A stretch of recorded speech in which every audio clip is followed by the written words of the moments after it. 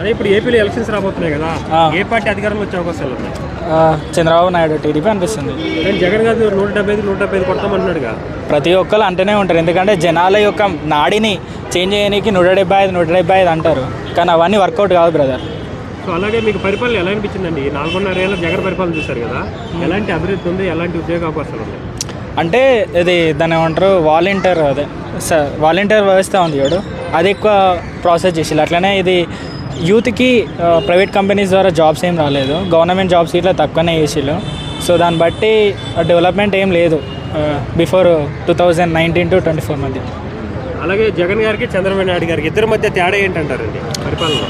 Jaganmohan Reddy free schemes ఇచ్చిండు, free schemes without development, అంటే ఆదాయాన్ని పెంపొందించకుండా అప్పులను తెచ్చి ఖర్చు పెట్టిండు, రాష్ట్రాన్ని అప్పులపాలు చేసిండు. జగన్మోహన్ రెడ్డి ఆదాయాన్ని పెంపొందించుకుంటా డెవలప్మెంట్ అనే కంపెనీస్ తీసుకొని వచ్చింది. అంటే చంద్రబాబు నాయుడు గారు తీసుకొచ్చారా ఆదాయాన్ని?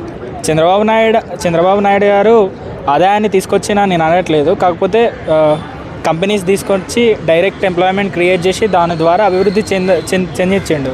ఈవెన్ హైదరాబాద్ ఇట్లా అట్నే అయింది కదా. ఇప్పుడు విజన్ 47తో వస్తున్నారు కదా చంద్రబాబు నాయుడు గారు. సో నెక్స్ట్ ఎలక్షన్లో మరి నిజంగానే ఆ విజన్ 47 ముందడుగులు వేస్తుంది అనుకుంటున్నారా? ఖచ్చితంగా ఇస్తుంది, ఎందుకంటే విజన్ 2020 అని ఇచ్చింది కదా ఆల్రెడీ హైదరాబాద్ని. బిఫోర్ 2000 హైటెక్ సిటీ లేదు, బట్ ఇప్పుడు హైటెక్ సిటీ వచ్చింది.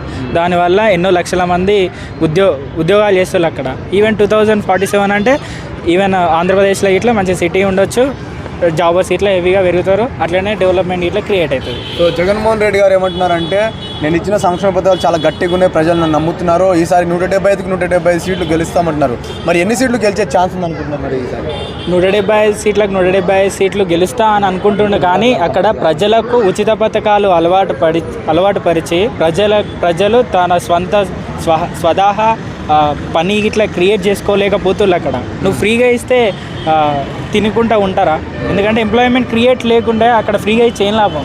సో ఎంప్లాయ్మెంట్ క్రియేట్ చేయాలి, స్కీమ్స్ క్రియేట్ చేయాలి, దానివల్ల డెవలప్మెంట్ అవుతుంది. సో అలాగే చంద్రబాబు నాయుడు గారు పవన్ కళ్యాణ్ ఇద్దరు కలిసారు కదా, సో ఎలాంటి ప్రభావం ఉంటుంది?